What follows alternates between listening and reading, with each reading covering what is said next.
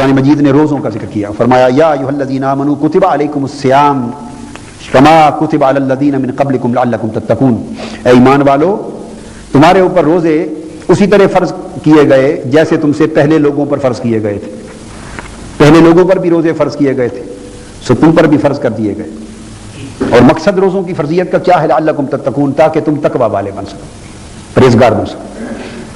اب لعلکم تتقون تاکہ تم پرہیزگار بن سکو، یہاں ایک راز سمجھا دیا کہ اللہ پاک کے جتنے احکام ہیں، جتنے احکام اور فرائض ہیں وہ مقصود بالذات نہیں ہوتے، ہر حکم کا آگے ایک مقصود ہوتا ہے، ہر حکم کی فرضیت کا ایک مقصود ہوتا ہے۔ تو گویا روزہ ساری سے لے کے افطاری اور غروب آفتاب کے وقت تک کھانے پینے اور دیگر بعض بشری تقاضوں سے پرہیز کرنا اور بند رہنا اور کھانا پینا بند کر دینا، بھوکا پیاسا رہنا، یہ مقصود بالذات نہیں ہے۔ اللہ کو اس سے کیا حاصل ہوتا ہے کہ آپ اگر کھا لیں تب اس کا کیا بگڑتا ہے، نہ کھائیں تو اس کو کیا مل جاتا ہے؟ اس کے خزانے میں نہ آپ کے کھانے سے کمی آتی ہے، اور نہ ایک دن نہ کھانے سے، ایک مہینہ نہ کھانے سے اس کے رزق میں کوئی اضافہ ہوتا ہے، خزانے میں نہیں۔ نہ وہ اپنے لیے کچھ فرض کرتا ہے اور نہ آپ کو بھوکا پیاسا رکھنا اس کا کوئی مقصد ہے۔ یہ سارا عمل کیوں ہے؟ لعلکم تتقون، یہ دراصل ذریعہ ہے، وسیلہ ہے۔ مقصد اور منزل یہ ہے کہ اس پروسیس کے ذریعے ہم تقویٰ کو پا سکیں۔ تو گویا وہ روزہ نہ ہوا جس نے اپنے مقصود کو نہ پایا، جو اپنی منزل نہ پا سکا، وہ روزہ رکھ کے بھی روزے دار ہار گیا، بازی ہار گیا۔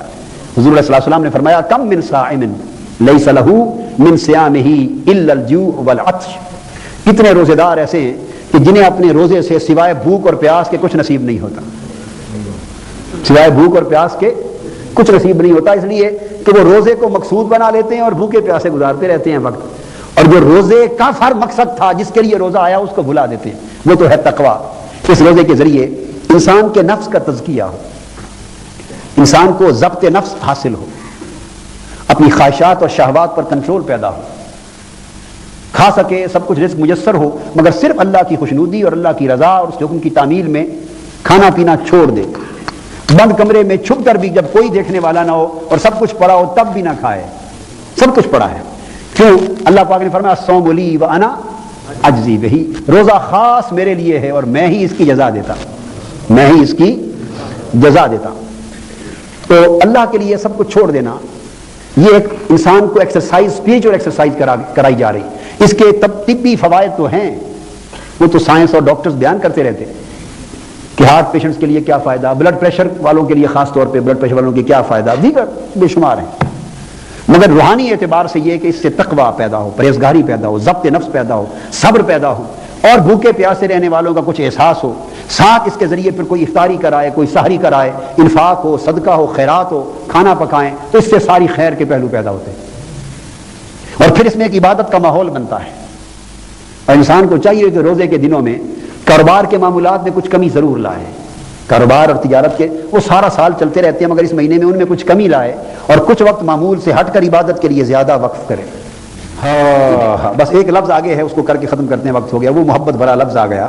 تو یہ ماحول جو روزوں کا دیا، یہاں قرآن مجید نے ایک بڑا عجیب اور بڑا پیارا لفظ کہا ہے، وہ تفسیر کا موضوع نہیں ہے، مفسرین اس طرف نہیں گئے، اس میں بڑی پیار کی بات ہے۔ وہ قرآن مجید نے کہا ایام معدودات فمن کان منکم مریضا او علی سفر فعدۃ من ایام اخر۔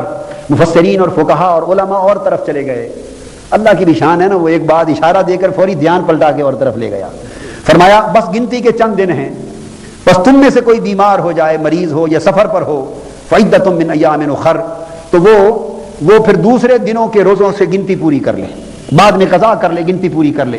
تو فوری مریض ہو یا سفر پر ہو تو وہ عدت بعد میں پوری کر لے، گنتی پوری کر لے۔ اللہ پاک نے جلدی جلدی دھیان ادھر کر دیا، ایک بات بڑے راز کی عاشقوں کو کر دی، عاشقوں کو کر دی، وہ کیا؟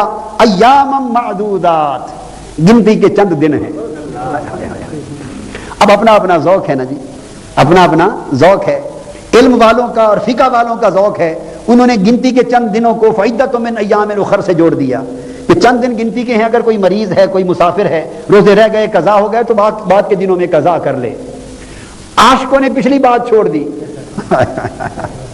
اس لیے کہ آگے فرما دیا تھا وَأَن تَصُومُوا خَيْرٌ لَكُمْ، بیماری میں ہم نے تمہیں چھوٹ تو دے دی ہے، بعد میں قضا کر لینا۔ اگر کوئی بیمار کمزور ہے، بالکل بعد میں بھی قضا کی پوزیشن میں نہیں، تو فدیۃ طعام مسکین، تو فدیہ بھی ہے، کھانا کھلاتے رہے کسی مسکین کو، اگر طاقت نہیں سرے سے تو فدیہ دیتا رہے تاکہ روزے قضا نہ ہو، اور اگر رکھ لو روزے تو اچھا ہے۔ عاشقوں نے کہا کہ یہ معافی چھوٹ دے کر بھی جب رکھنا ہی اچھا ہے تو ادھر دھیان ہی نہیں کیا، انہوں نے نگاہیں جما دی، ایام معدودات، یہ گنتی کے چند دن ہیں، روزے رکھ لو۔